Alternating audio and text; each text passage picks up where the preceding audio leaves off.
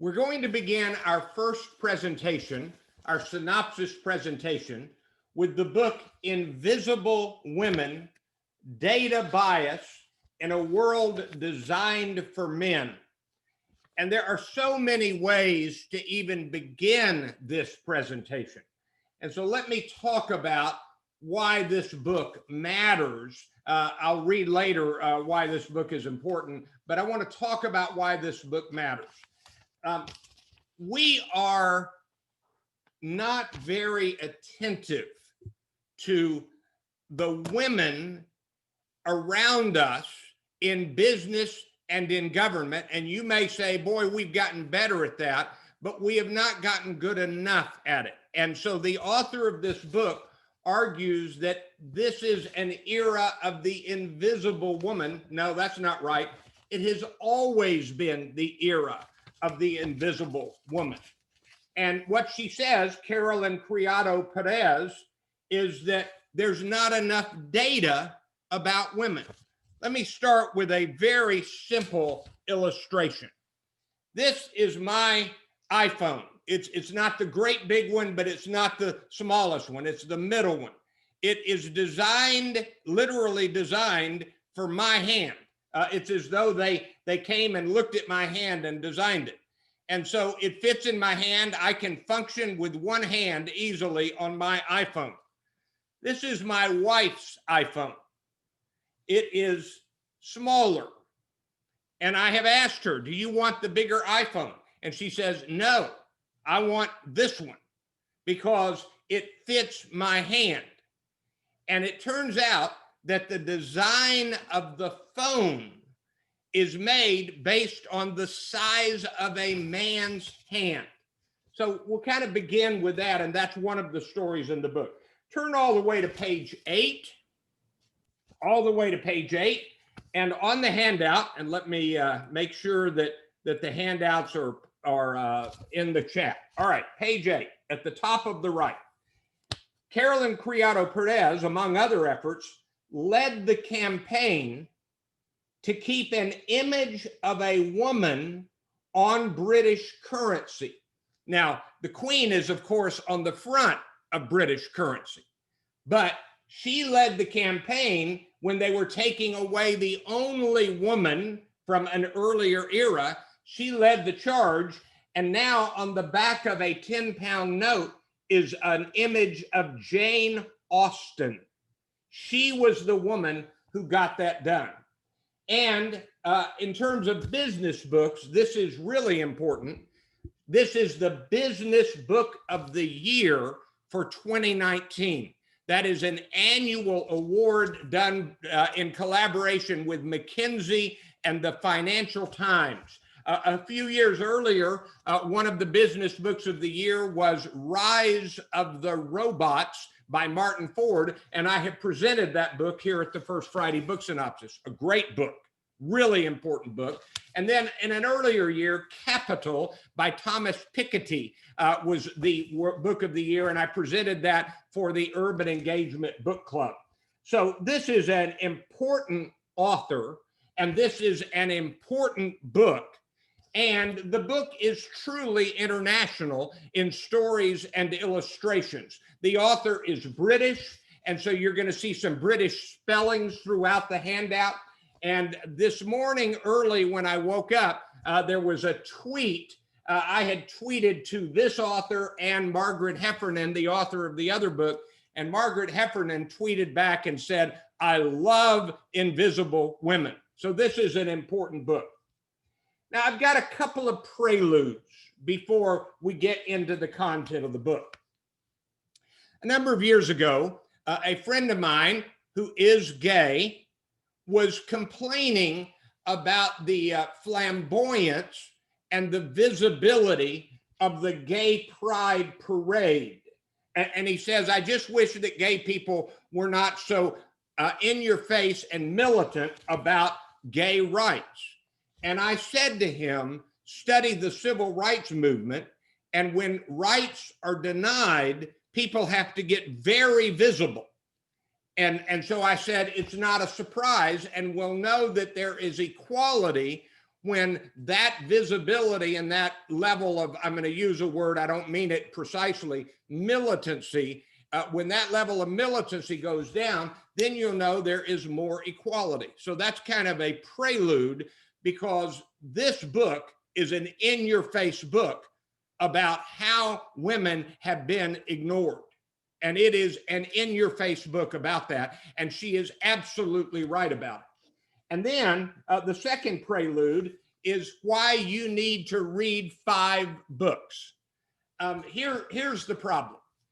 You're going to hear this synopsis of Invisible Women this morning, and you're going to say, oh my, that really is a problem. But then I'm going to do the next book, and your mind will switch to that book. And then a week from now, you'll kind of forget this Invisible Women accusation that we've heard so clearly. And there's research that says if you only read one book, it's not enough exposure.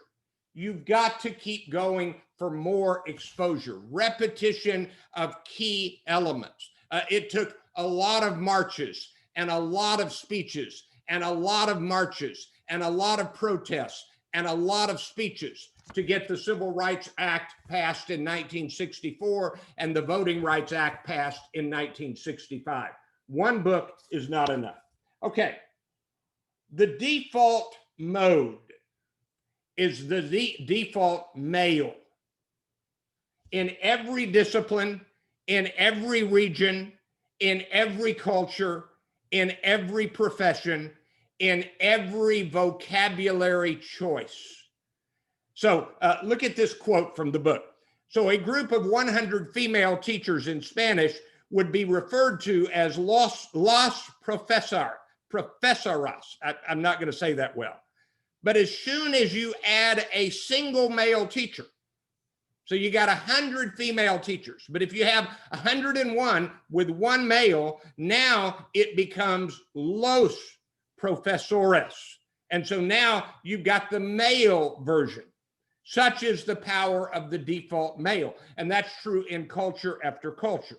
The result of this deeply male-dominated culture is that the male experience, the male perspective, has come to be seen as universal, while the female experience, that of half the global population, after all, is seen as, well, niche. That's really a profound insight. And the book is literally a compilation, a chronological compilation of the ways that women are not paid attention to in design, in decisions, in work. For example, women firefighters. I may have time to read the quote where a woman led the charge in Great Britain to change the vocabulary from firemen to firefighters. And when she did that, she got death threats and hate mail galore. And the problem, among other problems like vocabulary, is that boots for police officers and firefighters are designed for men's feet. The garb is designed for the male body. It is the male default that is at the beginning of it. So on the left, this is what I call the thesis area in my handouts. And I've always got quite a few quotes that as I'm reading through the book, I kind of say, that's the thesis of this book. Let me read these to you quickly. Representation of the world, like the world itself, is the work of men.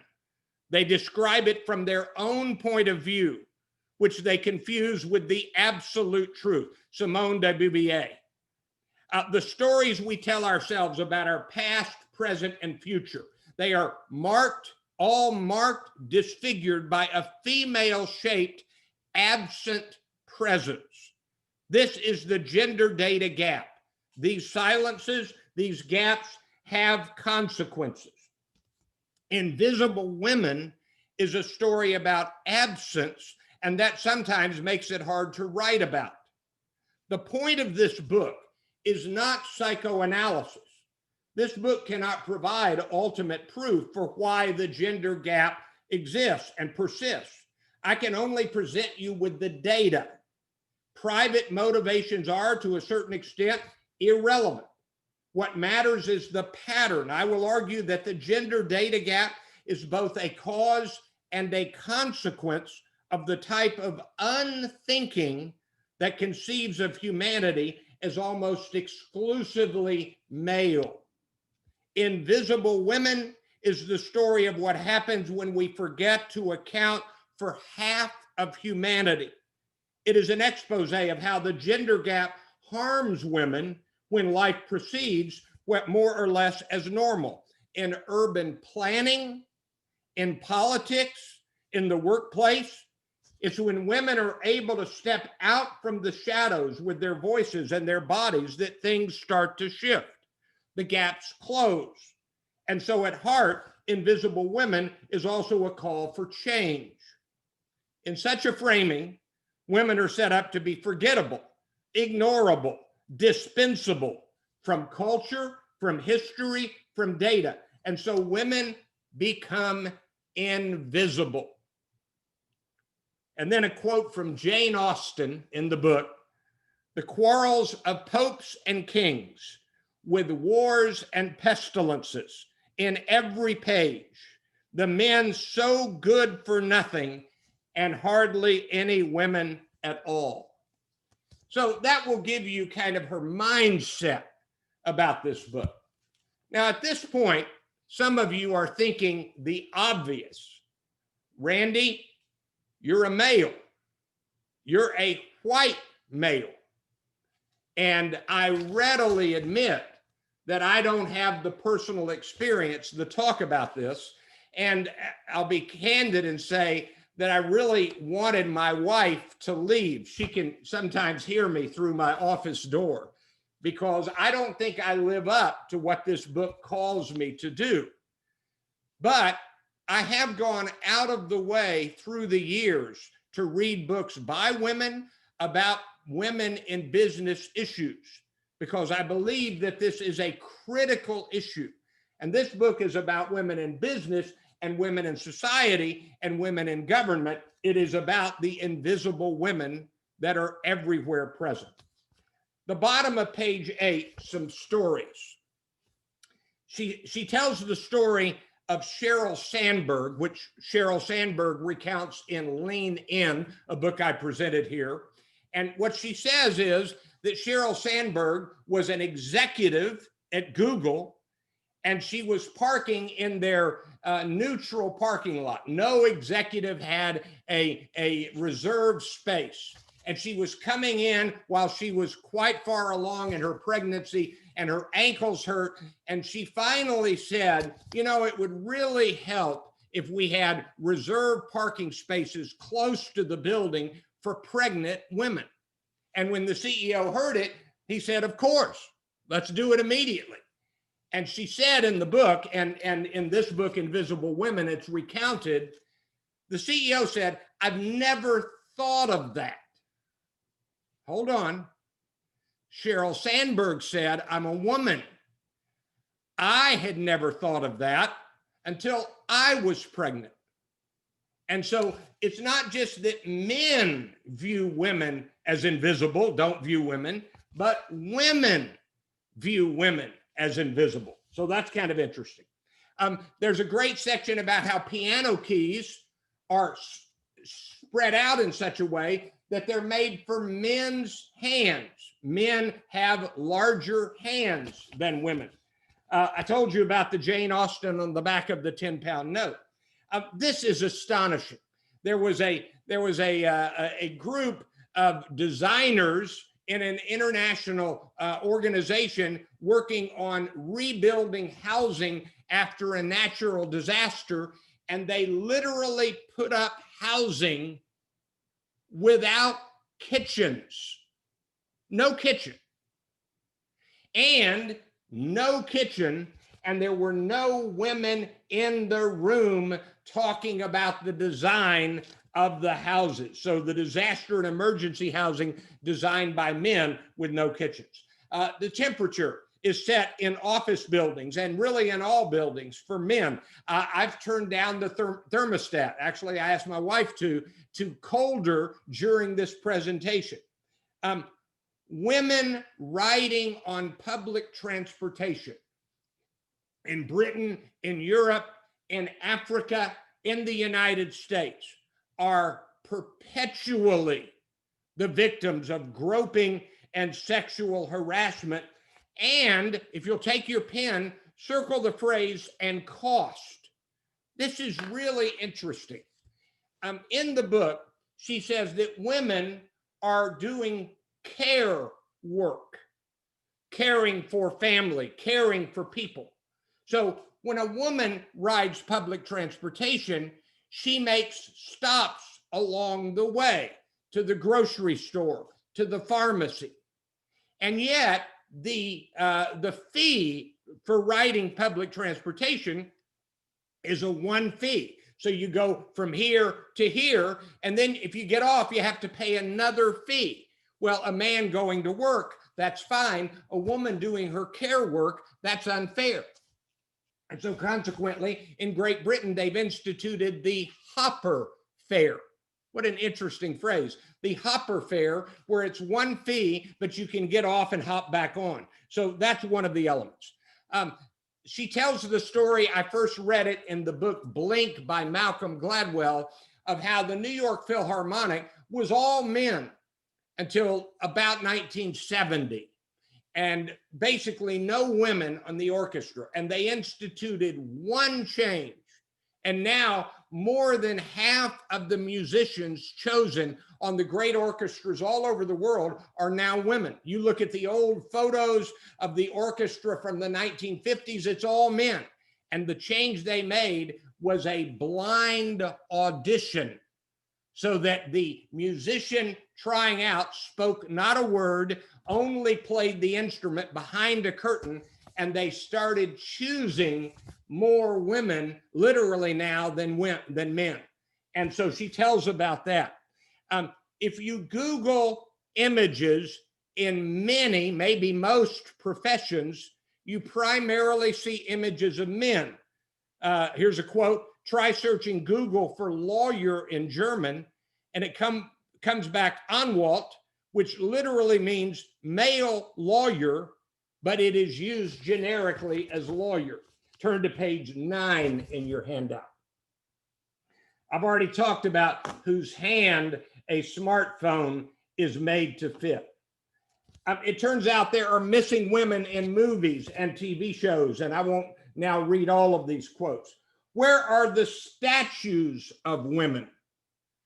There were more statues of men called John than there were of historical named non-royal women.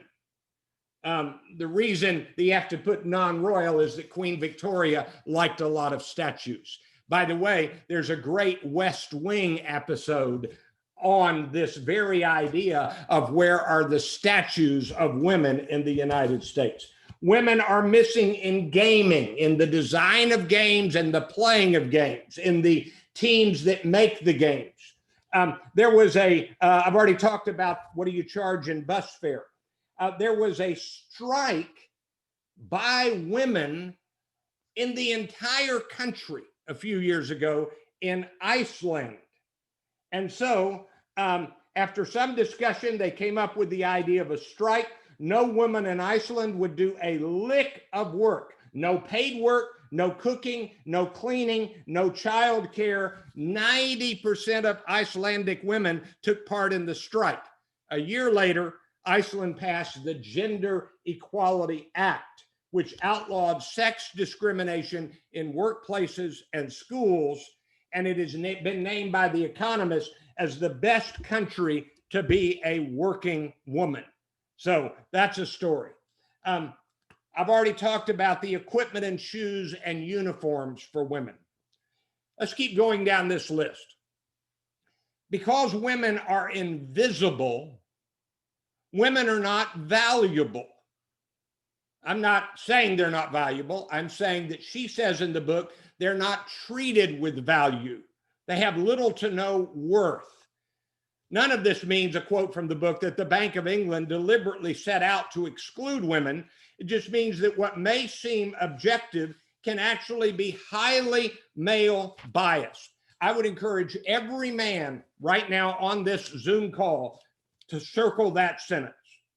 What may seem objective can actually be highly male biased.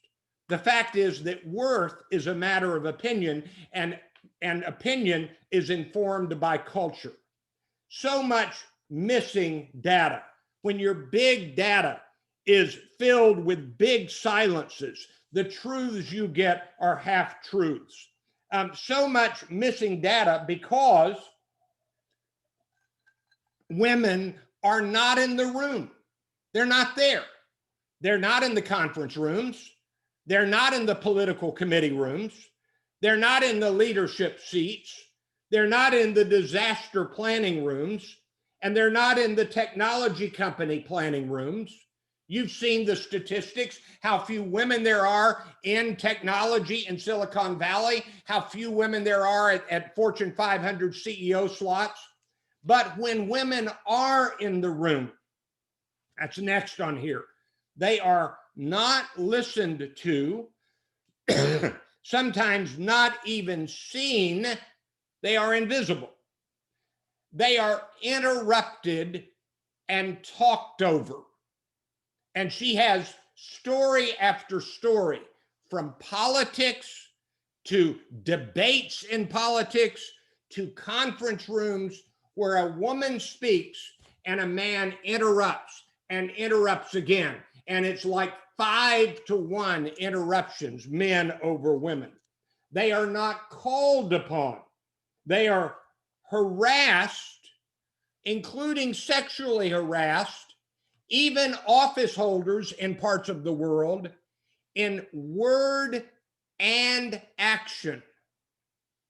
And so you go back to Lean In, and Sheryl Sandberg tells a story of the conference table, and men walk in and grab the seats at the conference table, and women end up sitting on the outside of the conference table in the back row. And Sheryl Sandberg says women are going to have to just move their seats in and barge into the circle.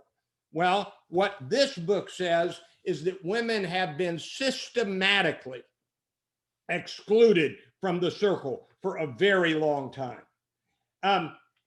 Everything from the smartphone to the shoes you wear to the building and door sizes, everything is made for the male body, the default. When women act male, words in the book like forceful, assertive, confident, ambitious. If a man is ambitious, that's okay. We understand that men are ambitious. But if a woman is ambitious, you know what she's called, the B word. And she says in this book that when women act male, when they insert themselves into the conversations, into the leadership, they are ridiculed and rejected. Interrupting simply isn't viewed the same way when women do it. So telling women to behave more like men, as if male behavior is a gender-neutral human default, is unhelpful and, in fact, potentially damaging. I had not thought of this. I'm guilty. But she has quite a section on the unique needs and the physiological structure of a woman's body. For example, if a woman is working in a farm field, where does she go to the bathroom? The men have a different level of capability there. And they tried in one place where they had gender neutral restrooms, but they had one with the sign of a urinal and they had one without that. And so only men were using the supposedly gender neutral with urinals, but everyone was using the gender neutral with cubicles. And it turns out there wasn't enough of those, and women had trouble making it into the bathroom. Turn to page 10. About women's work in the GDP, there is no such thing as a woman who does not work. There is only a woman who isn't paid for her work. A woman's work is never done, is the old adage. And so the book is filled with illustrations of men who do not change as many diapers, do not wash as many dishes, do not wash as much clothing. I plead guilty. And so this book is very clear about that. And even the work at workplaces, there's kind of women's work and men's work. I reread every few years all of the Nero Wolfe mysteries, and they were written in the 1940s and 1930s and 1950s. I'm a big fan, but I am embarrassed at the sexist depictions of what women work is. So interesting. About the pay gap, women earn between 31% and 75% less than men over their lifetimes. This has some to do with maternity leave, and then maternity leave is not treated as leave, and so they are not brought back in. Women are penalized for the following: having to take time out for unpaid care work, early retirement, still a legal requirement in certain countries and professions, and for living longer. There's a brilliance bias. We literally, from the earliest age, talk about boys who are brilliant, but for some reason, we quit talking about girls who are brilliant by the age of about 7, she chronicles in the book. She talks about the rise of breast cancer, and she talks about chemical exposure, and there is not much, this is the invisibility. We have not done research on what chemicals do to women's bodies. We do research on what it does to men's bodies, and we assume it does the same to women. And she has some real sobering information about the dangers of working in nail salon work. Yes, we need more women in public office. As little as a single percentage point rise in female legislators was found to increase the ratio of educational expenditure. The presence of women in politics makes a tangible difference to the laws that get passed.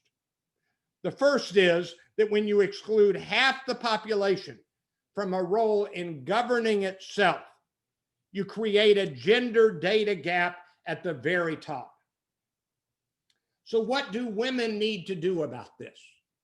She quotes Sheryl Sandberg, and she says, Sandberg's approach for navigating hostile work environments is for women to buckle up and push through.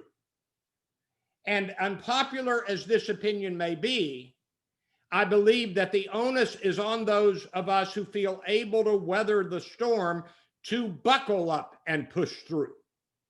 So to a certain extent, it is an ordeal that our generation of women needs to go through in order that the women who come after us don't. So the women have to lean in to help the next generation not have to lean in as much or as far. But what do men need to do about this?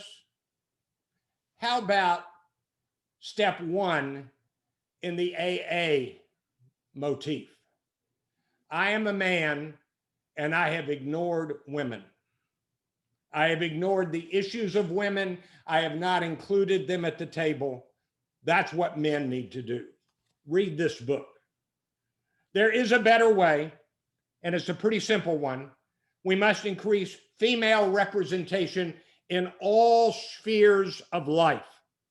The solution to the sex and gender data gap is clear.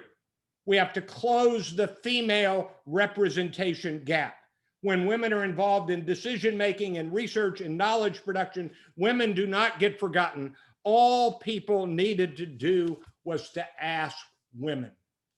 Turn to page 11 and we'll wrap this up. I'll have to ask you to read the front pages on your own, including the point, I've kind of covered it in a different way and why the book is worth our time.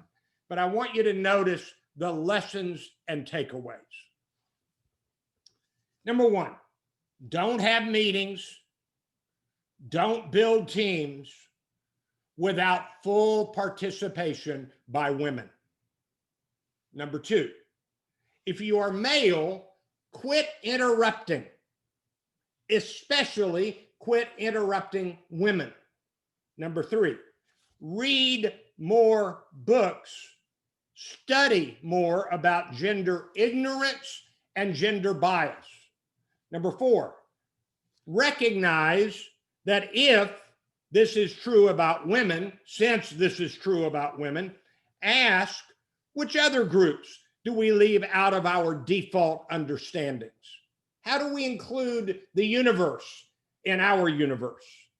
Number five, intentionally read more about the accomplishments of women. And number six, maybe make your work decisions about which products to buy and which companies to interact and do business with based on how they value and treat women. It's not a small deal that this is the business book of the year of 2019. Invisible Women, Data Bias in a World Designed for Men. Hope you found this useful. I'm going to spend 40 seconds getting ready for the next one. Go to the chat and make a comment about this book. I'll be back in 40 seconds.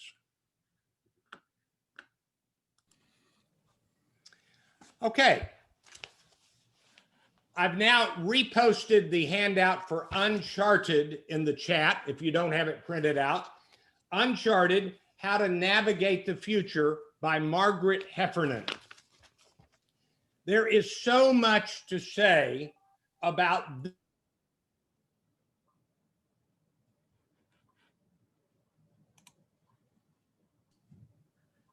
okay, can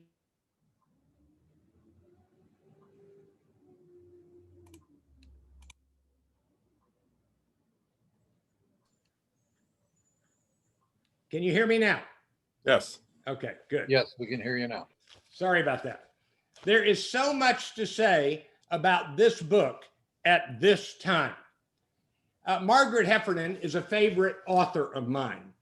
She wrote a book called Willful Blindness that the year I presented it, I called it the most important business book of that year. I choose one every year of the ones that I have presented. Willful Blindness was about how we are intentionally, even willfully blind to the bad actions of our company and of companies in our society. You might want to go back and listen to that recording, and I'll talk about how to do that at the end. This book is Uncharted, How to Navigate the Future. Uncharted, How to Navigate the Future. And what she says, and this is brilliant, she says, we don't know the future, but we have become very convinced that we do and can know the future, and that is a foolish stance to take. Now, she wrote this, finished it, before the global pandemic hit in this year. But this book is about that kind of problem. We weren't prepared for the global pandemic. Should we have been? Well, Bill Gates warned us about it. Hans Rosling warned us about it. Other medical experts, many medical experts warned us about it, not about this particular pandemic in this particular month of this particular year, but they said it's coming. And we did not listen. We were convinced that we knew what the future was. And right now, the mistake we're going to make is, if we can finally get through this pandemic, then things will be back to normal. This book says, hold your horses. Another something is coming along, and you're not going to be ready for that either. The book by Taleb called The Black Swan says that there will be another black swan. That's the reality. All right, on page 9, on the left, we're going to do a little bouncing around on this handout. On the left, the future is uncharted because we aren't there yet. We have moved, take your pens and circle this, this is critical, from a complicated world to a complex world. If it's complicated, then you have to figure out the steps to take to get from here to there. If it's complex, there are no steps to take to get from here to there because the steps you've designed are going to have to be rerouted. And so complexity adds to the problem. In an age of uncertainty and change, being able to sense what to do in advance of reliable prediction can it make businesses or nonprofits smarter, more inventive, and more relevant. The best way to navigate uncharted territory is to have an energetic, future-facing, and long-term ambition in mind. Not a plan, but an ambition. Absolutely accurate forecasting is feasible, but only where everything is known and predetermined. And nowhere is that true. Put a box around that. You have children? Did they turn out a little differently than you first thought in different ways? You may plan their life and they have their own life. We have a huge capacity for invention if we use it. We have limitless talent for questions and exploration if we develop it. We can imagine what we've never seen before if we practice. Lose those gifts and we are adrift. Hone and develop them and we can make any future we choose. All right, on the right. I've already mentioned that she wrote this before the pandemic, but it seems to fit. You might want to check out Margaret Heffernan's excellent TED Talks. She has, I think, 3. One of them is the most popular of her 3. She teaches management at the University of Bath in the United Kingdom. She was born in Texas, but lives in the United Kingdom. Here are the great questions. Put a star beside this. In an age of uncertainty, to navigate the future, we have to ask ourselves what we need to be, what we need to be, and what we need to do, and to come up with our own answers. And this book, like so many other books I've read, tells the story of the Maginot Line. If you don't know that story, Google it and read it later. But basically, France created a barrier to protect them from Germany that would have protected them in the First Great War, but Germany just went right around it in the Second World War. Here's the quote from the book.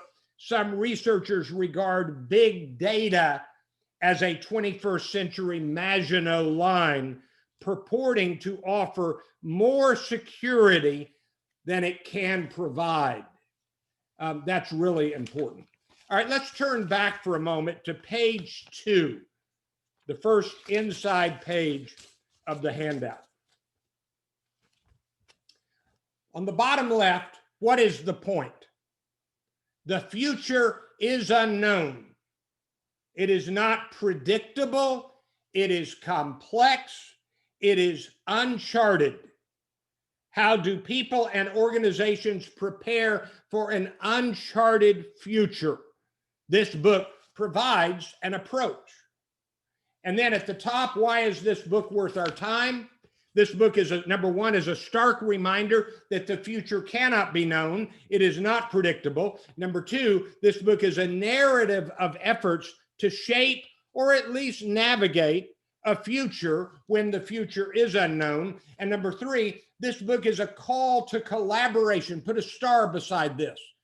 This book is a call to collaboration, creativity, and radical diversity and inclusiveness as we seek to navigate the future.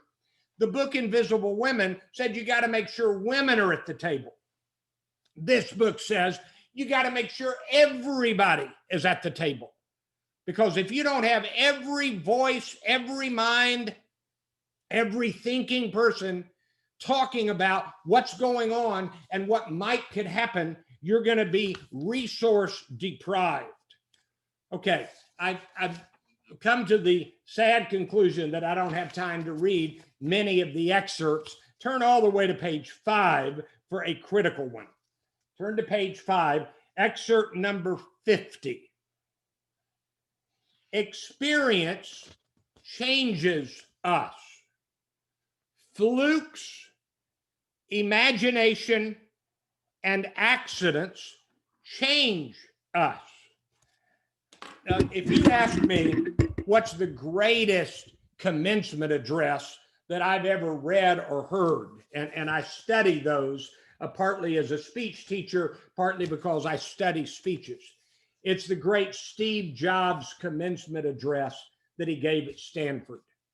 And if you go back and read that or watch that, he talks about the serendipity that happened when he took a calligraphy class when he dropped out of college, but stayed and took the calligraphy class. And he said that calligraphy class later became the basis for the beautiful fonts that we ended up using at Apple. And then with a smile, he says, and since Microsoft simply copies Apple, then we end up with beautiful fonts everywhere. But that was a fluke. That was an imagination, an accident. And so that was really cool. Turn to page 7 for one other quote excerpt, number 86. Circle this first phrase, cathedral projects. Cathedral projects don't start with a business case. Their primary aim isn't to be drivers of economic growth or to solve practical problems. And in the book, she talks a great deal about the project under the umbrella term CERN, C-E-R-N. The acrostic, it's a foreign phrase, but it's where they build the great big testing tunnels in order to find the tiniest of elements. And she talks about that as a cathedral project. So that's it. All right, let's turn back to page 9. She tells the story of the birth of financial forecasting. And there were 3 men, earlier part of the 20th century, Irving Fisher, Roger Babson, and Warren Persons. And you take all of those, and they said, we've been studying the numbers of the stock market, we've been studying the numbers of business, and we know where things are going. And 2 of the 3 did not have a clue that there would be a financial collapse in 1929. 2 of the 3.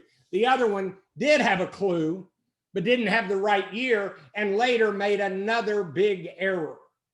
And what she says is, we should have come to understand by now that you can't rely on people who say, this is what's going to happen. And she has quite a little tidbit, it's included here on page 9, about investors who invest precisely the way Jim Cramer recommends. And she says, you may not want to do that. All right. The rise of the super forecasters. Instead, they assessed probabilities. How likely was it that an event would occur or not? Measuring the results of their work showed Tetlock, he wrote the book Super Forecasting, that yes, some individuals, he calls them super forecasters, are better than others, but depending on any single voice or loud opinion is folly. They appreciated that all forecasts are probabilities, not absolutes. And so this is a pretty good week to think about this, There were probabilities of what might happen, and we still don't know what the final outcome of what might happen in the national election as I speak on this morning. She talks about the London cab driver test. If you've never studied about this, in order to get a cab driver license in London, it takes a whopping amount of time, 2 years or more, driving every street. You have to know every single nook and cranny and turn and street and building within a radius of downtown London.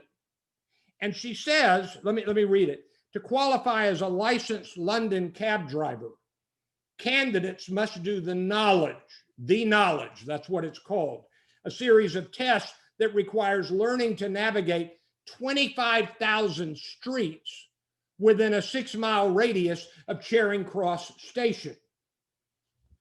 But among the reasons they have to know that is the next quote here: London cab drivers have to know enough to change routes in the face of sudden obstacles. So they have to know it, and then they have to be able to shift on a dime because they are able to know, okay, that's blocked. What do I do now? She tells the story of Rebecca Hosking, who had made a wonderful film about the environment.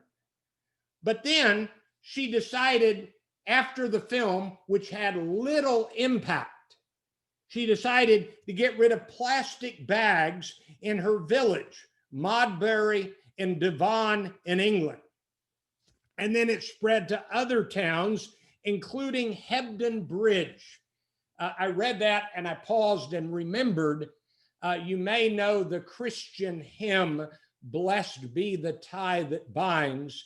It was written in Hebden Bridge, and I sang it with a group. My wife and I sang it with a group in the 80s around the old church building that is abandoned. So I read Hebden Bridge and I don't think plastic bag banning, I think blessed be the tie. But what she did was, she said, the book says, she took a little idea and it caught on and had more impact, that spread further and had greater impact than the film she made on the environment. She talks about the perpetual culture of experimentation at 3M. Experiments at 3M never really end. They had one CEO who tried to change the culture. It was a disaster. The next one came back in and resumed the old experiment culture. You all know that it was a 3M 80-20 rule, 20% time, that created the Post-it note. Then she talks about CERN. And CERN has a lot of collaboration and work, including grunt work of equals. Grunt work in the sense of collecting data, which could be done by any data collector, but the greatest scientists have to take a turn. And there's a story in the book about a famous scientist from Great Britain who said, I'm not going to collect data, and they just fired him and sent him home. And this CERN Cathedral project has had enormous impact. And so the phrase is Stephen Hawking's. He used it to describe humanity's attempt to bridge heaven and earth. They are destined to last longer than a human lifetime, to adapt to changing tastes and technologies, to endure long into the future as symbols of faith and human imagination, distinct from mega projects, because those build dams and bridges and spacecrafts and power plants. But these have no end date, and they don't know what they're going to discover. She talks about AIDS. When AIDS arrived, I mean, if you read the statistics on the coronavirus deaths, 240,000 nearly so far in the United States as I record this. There were millions of deaths with AIDS, and nobody quite knew at the beginning what it was and how to fix it. And there was a guy named Larry Kramer, she writes about him a great deal, who started something called Act Up, Fight Back. And what they did was they just put themselves into the middle of conversations and yelled and said, we got to get people together and come up with a solution. There was a story, not in this book, recently of how the single most important moment in the US government's treatment of the AIDS issue was when Ronald Reagan discovered that Rock Hudson, his friend, had AIDS. Until then, he didn't pay careful attention. So they did not know act up and fight back. They did not know what would work, but they knew that what was being done and not being done was not working. And then there's the Svalbard seed vault that is in the coldest place on the planet, where they are gathering all of the seeds we will need for generations to come. And that is getting ready for an uncharted future. All right, I've got to move very quickly. The old way, the entire construct of management, forecast, plan, execute, hinges on our capacity to make well-informed estimates. The more we practiced it, the more accurate we became. That's how we used to do it. But now we live in a new world, a complex world, not the old world, which was complicated. And sometimes in many parts of what we're dealing with, forecasting and planning and executing is not going to work because we don't know what we're dealing with. That's the point of the book. It's an uncharted future. So look very carefully. In fact, put a box around this section near the bottom of page 10. Some tools to use. Experiments. However much we might adore the legends of heroic soloists overcoming daunting odds, the risk is that trying to do everything yourself limits what can be achieved. Experiments can make a bigger difference when they connect a variety of influences, players, and perspectives. So we need to use experiments and scenario building, where we build out possible scenarios. We need to think and ponder. We need to try actions. We need to collaborate with a wide, diverse group of people. And circle this one especially, you've got to have somebody in the group who is good at explaining and storytelling. Now, just flying through, you have to choose to be an optimist. There's some frightening things in the book. I'm on page 11 about eugenics, about Winston Churchill and other great leaders believing. Here's a line from to Prime Minister Asquith. Winston Churchill warned that the multiplication of the feeble-minded is a very terrible danger to the race. And then in 1927, Justice Oliver Wendell Holmes argued, quote, the principle that sustains compulsory vaccination is broad enough to cover cutting the fallopian tubes. 3 generations of imbeciles are enough. Pretty frightening. And what she says is, in the book, that we've got all of these psychological tests and all of these genetic tests, and we're trying to do the things to predict a predictable, successful future. And you forget how many successful people weren't predicted to be successful. She talks about a public effort to help Mexico build a better future. And she has 3 Mexicos. They met cartel members, government leaders, everyday citizens, and they each pursued a hostile Mexico future, a paralyzed Mexico future, and a responsible Mexico future. Think like an artist. Observe, reflect, ponder. An artist is not a scientist. An artist kind of observes and ponders and then writes poetry, creates art, creates songs, and sort of we look back and say, boy, they got it right. She mentions specifically Ibsen and some others. The brilliant simplicity of preparation, Not predicting or planning, but preparation. She talks about epidemics and natural disasters.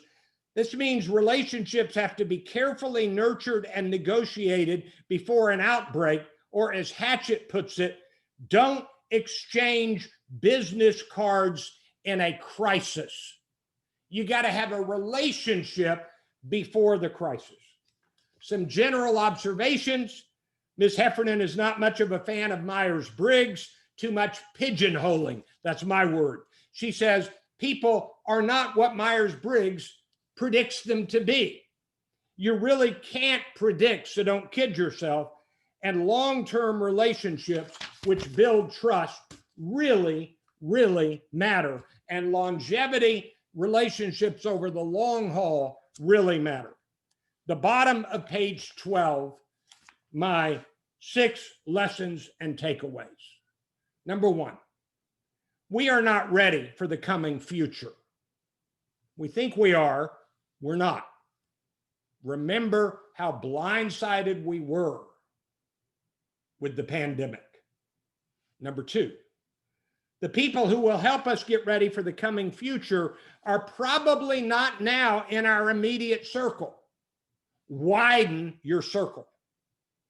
Number 3, widen your circle now and keep widening it before the next challenge arrives. Number 4, we must get better at observing widely and pondering what we observe.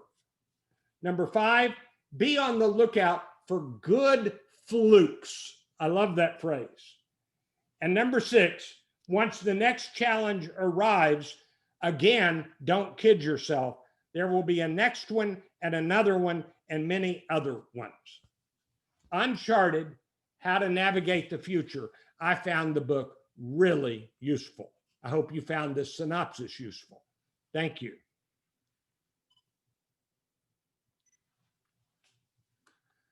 All right, let's unmute everybody. Jim, if you can do that. I've got a few slides to show at the end. I'm sorry that I went over just a touch again. So let me share the screen and we're going to do a few announcements here at the end. I did not unmute everyone, but I allowed everyone to unmute themselves if they choose. Thanks, Jim. Okay. Remember that when we get back to live, we'll be giving things away, including certificates when we get back to the Park City Club. And let me remind you that Tom Meyer has a scaling up workshop on December 3rd, and he should have information in the chat about that. He's giving a discount if you mention First Friday Book Synopsis. Coming up, meetings coming up, we've got Success North Dallas. It meets every third Wednesday. And this month on November 18 is Mike King of Volunteers of America, speaking on volunteerism, faith, service, and relevance. It will be at the Prestonwood Country Club, but also broadcast virtually, so you can choose which of those 2 versions to take advantage of.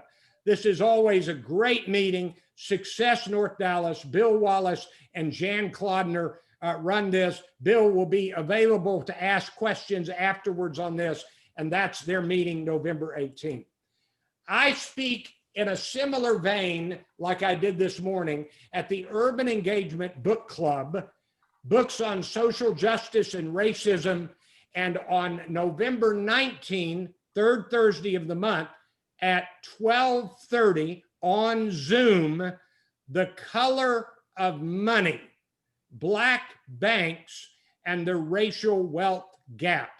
This is an important book about one of the ways that Black people have not had the same level of opportunity. That will be Thursday, November 19. Please join us. And if you want to know how to get there, send me an email and I can send that to you. If you want to get on our email list, go to 15minutebusinessbooks.com. I do not charge for this event, but I welcome your financial participation. You can go to PayPal or Zelle. And if you got an email, it has the link to the PayPal. Next month, this is a little subject to change on the book I'm presenting, but we have 2 books that we will do in December, Your Next 5 Moves, and a short but fun book, kind of chosen for Christmas holiday thinking, John Cleese, the great comedian from Great Britain, on creativity. So that's my current thinking. I will be presenting the book on creativity, and Carl Crayer, who had a stroke and hasn't been able to present for quite some time, is going to present Your Next 5 Moves, Master the Art of Business Strategy. So that will be Friday, December 4, coming up a month from now. Remember that I'm available in companies and organizations to present any of these books on business or race. This is the answer that somebody said. On our website, you can purchase Synopsis with audio, handout plus audio, from 15minutebusinessbooks.com. Look especially for our newest editions. There's a pull down to find that. And I am putting these Zoom sessions on YouTube. Watch my blog at 15minutebusinessbooks.com for that link. Thanks for joining in. Thanks again to Taylor and Jim and Pete and Letitia from other months for our Zoom team. We're now going to open it up for conversations. Thank you for attending, and I apologize that I ran over just a minute. Thank you. So you can unmute yourself and let's talk. Nice job, Randy. Those were great. Well done, my friend. Thank you. Stuff. Thank you, Randy.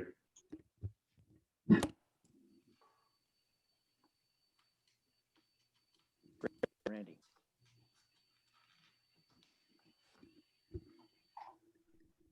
And it was interesting, you said you were going to stop doing the social justice books, yet Invisible Women had an element of social justice to it. And I think that is great to continue that theme together with the business aspect. And Jim, I certainly thought of that as I presented it. Bill Wallace has recommended that I do one book on social justice about once a quarter. And I think I'm going to do that. And so you'll see a few of them pop up, but not as often as we had. Taylor, any problems? Jim, Pete, any problems today, or did it go well?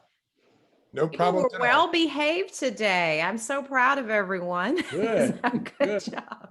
Thanks for Good nobody doing anything naughty or not nice today. So. That's right. Hey, Randy, Tom, just a comment on Margaret Heffernan is we have had her twice now on Vern Harnish's summits. And it's really quite a privilege to do those summits. And I invite you all to keep an eye out for those because we get a chance to have a direct conversations from many of the authors that you have presented to us.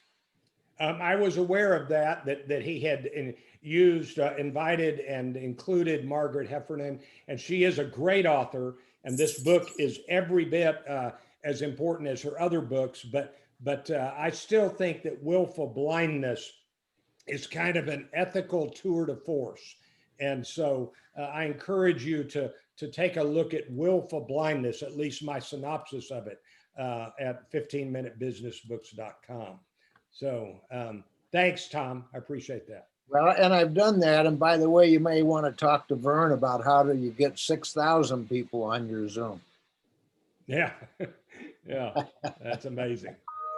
You know, Randy, to dovetail the social justice conversation, this is Shannon, by the way, to dovetail that with the, implications that you've described in even these 2 books about diversity and business leadership, education, politics, et cetera, one could argue that it's not really social justice. It's just good business sense to be more socially diverse and to talk more about it.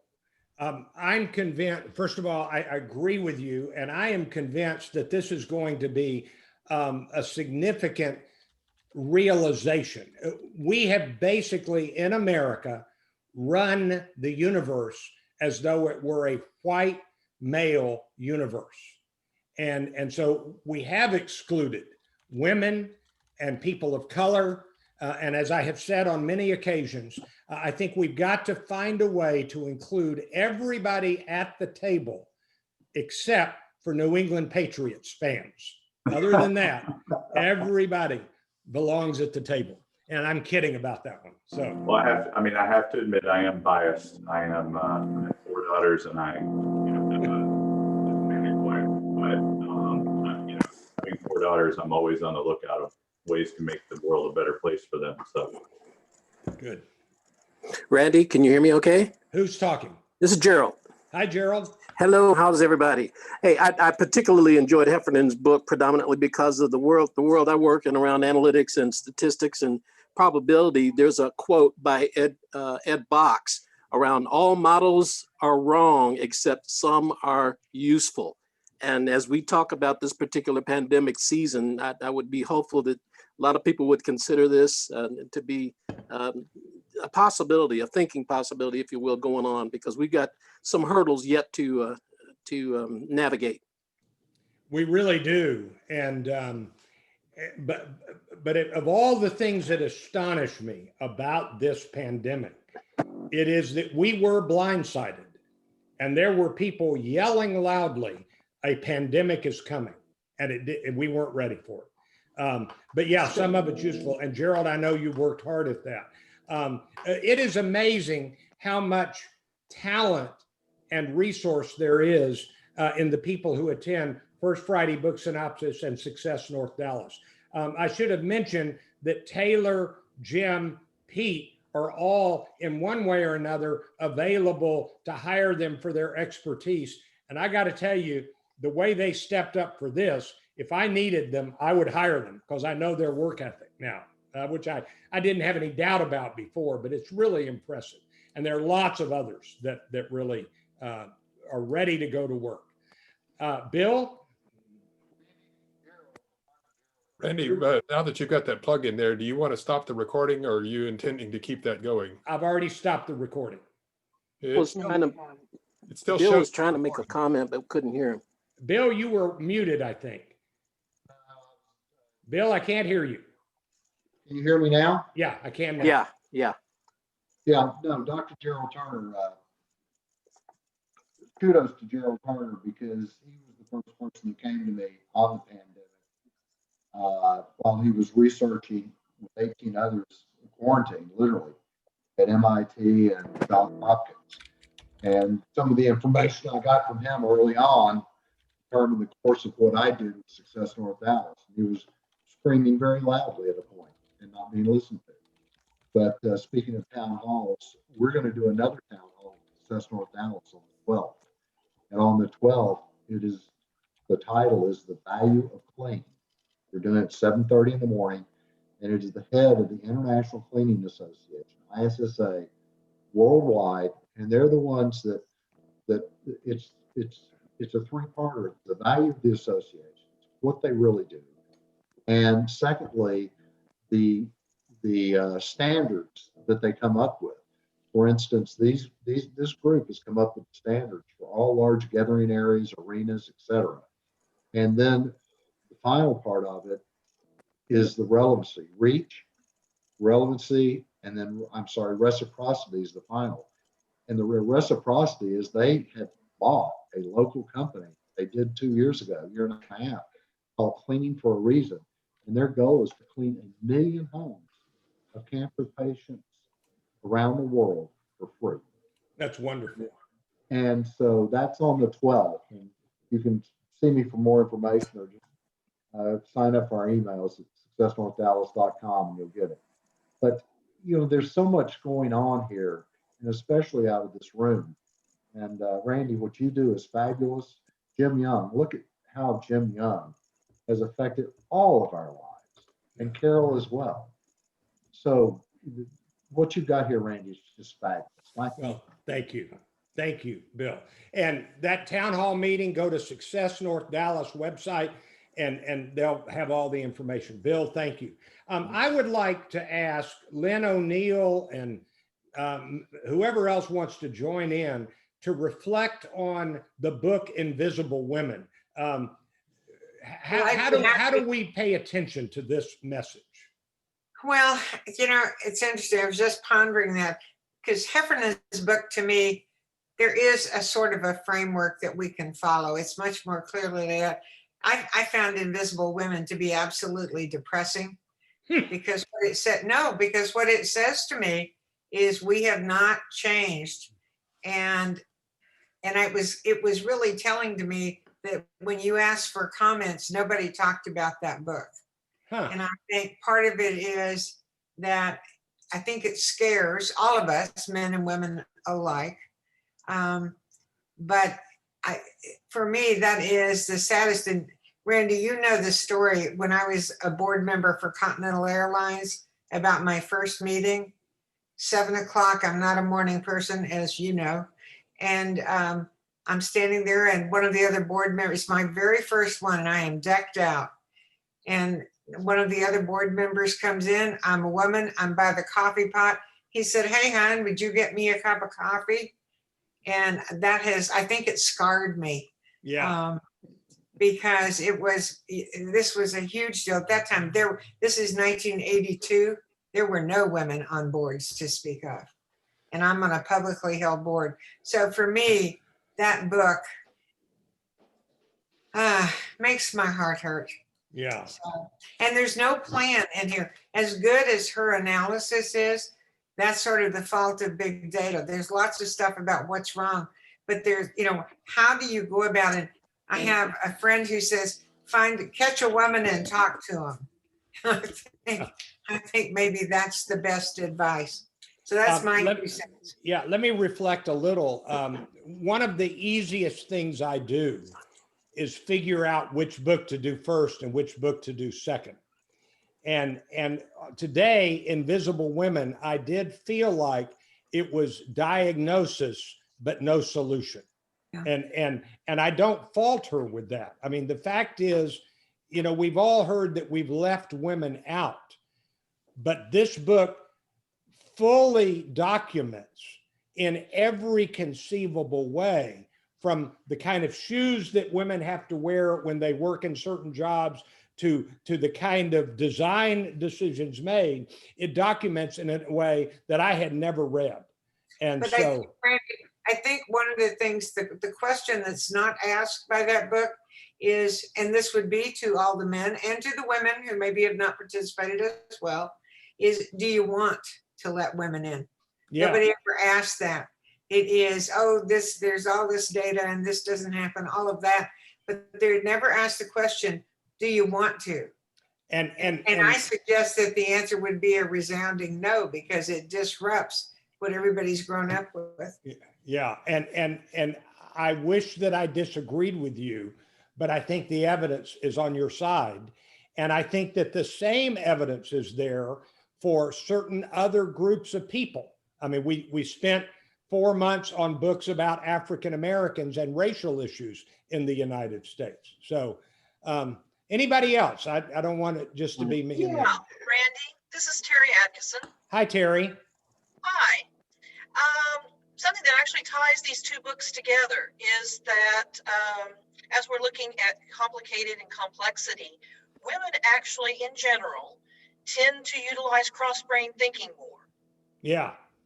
And yet, there also are a lot of statistics that show that women are required in professional circles, and particularly in higher level professional and political circles, to keep proving their capabilities. Women are required to show their CVs, their resumes, keep repeating their experience in similar situations with men of similar experience levels. And that continues to this day. Yeah. So there's a lot of expertise we're not using in this world of looking at the complex and complicated. And a lot of it is because the structures that we have are, as the book said, tied around not only those old management structures, but the norms that are geared to a more male form of thinking, a more competitive form of thinking, norms that have been what the business world has been since, definitely since the 1950s and really before then. And what the book says, and I think it's accurate, is that men never understand that there is a male way of thinking. They just think the male way of thinking is the way of thinking.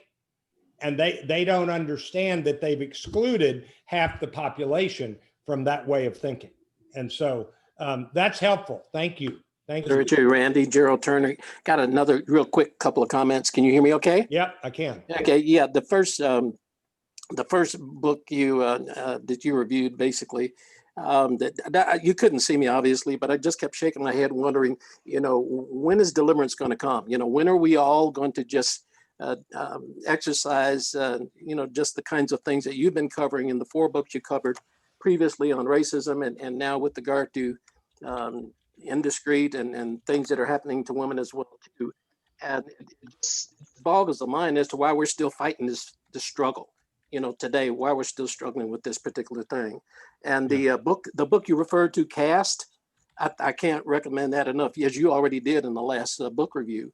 Yeah. And the Cast book really describes how all the varying or disparate ways that we as society go about disrespecting and not including, if you will, people who are entitled to be included as part of our world society, so to speak. Yeah. And one other real quick, that the one that you read with regard to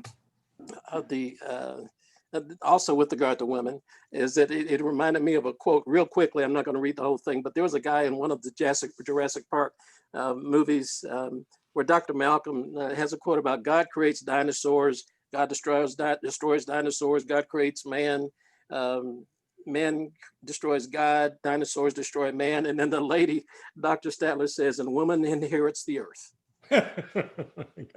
Yay. Let me mention that Gerald mentioned the book Caste, C-A-S-T-E. It is by Isabel Wilkerson. She won the Pulitzer Prize for her earlier work, and her book, The Warmth of Other Suns, is brilliant.